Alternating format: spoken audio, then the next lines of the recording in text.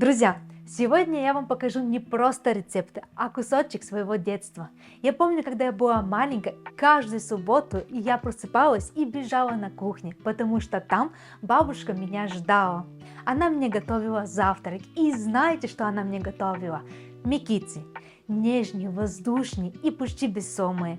Это не просто блюдо, а вкус тепла, заботы и любви. Сегодня мы их сделаем и вернемся в это общество. Поэтому следите за руками, а мы поехали! У меня в миске греческий йогурт. По традиции делается с болгарским кислое молоко, но если его у вас нету, то можете взять любой кисломолочный продукт. В нем мы добавляем щепоточку соды и ждем, чтобы кислое молоко или йогурт шупнуло. Получилась такая химическая реакция. Видите, как получились пузырьки сверху? Это означает, что у нас йогурт хорошего качества. Если этого не происходило, значит выкидаем и ищем другой фирме в магазине. Оставляем чуть-чуть в сторону. Теперь нам нужно в мисочку добавить живые дрожжи и желательно теплая вода.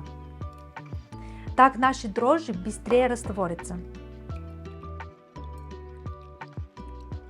Размешали до полного растворения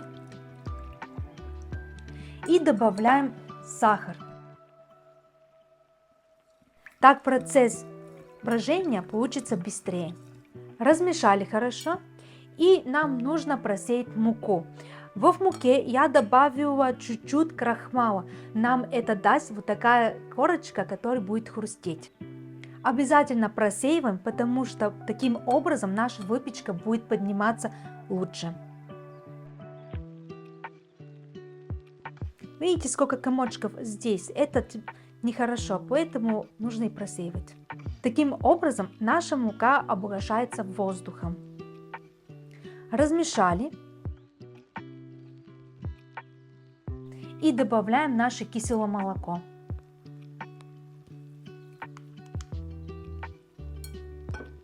И мешаем. Вот какое тесто у нас получилось. И посмотрите, оно достаточно липкое. Это нормально. Оно должно быть мягкое, липучее, приставучее. И сейчас нам нужно его оставить, чтобы оно поднялось где-то в 2-3 раза. Это приблизительно 1,5-2 часа. А моя бабушка вообще его готовила в пятницу вечер, оставляла в холодильнике на 8-10 часов, и на следующий день она готовила мне мекицы. Оставляем. Наше тесто подошло. Посмотрите, насколько оно увеличилось. И теперь, видите, оно пристает. Нам нужно смазать наши ручки, так, чтобы оно никак не приставало к наших рук. И нам нужно сделать шарики. Сначала его нужно так чпункнуть. И делаем шарики. Сделали. И теперь нам нужно сделать круглая форма. Оно хорошо тянется и должно быть тоненькое тесто. Оно не должно быть толстое, где-то по полсантиметра. Края тоже должны оставаться не толстыми. Вот какая форма у меня получилась. И теперь нам нужно это обжарить на хорошо разогретую сковородку до 180 градусов. Ну и желательно не больше, чтобы они не сгорели. Обжариваем до румяности с обоих сторон. Сейчас покажу. Каждая форма будет получаться по-разному, уникальную, поэтому не переживайте. Какая-то будет более круглая, какая-то более продолговатая, но все равно они внутри очень вкусные. Когда наши мекицы уже подрумянились, мы их отправляем на тарелки с бумажным листом, чтобы лишнее масло стекло.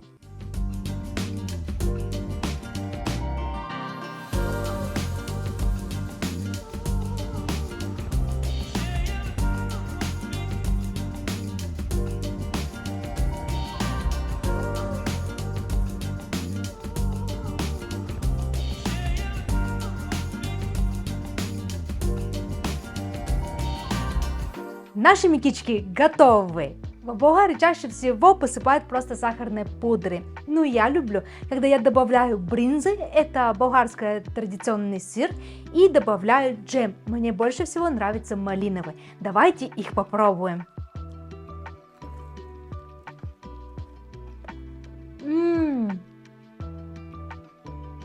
Мягкие, воздушные, хрустящие и при этом внутри очень мягкие. Очень вкусно. И самое главное, делается реально очень быстро.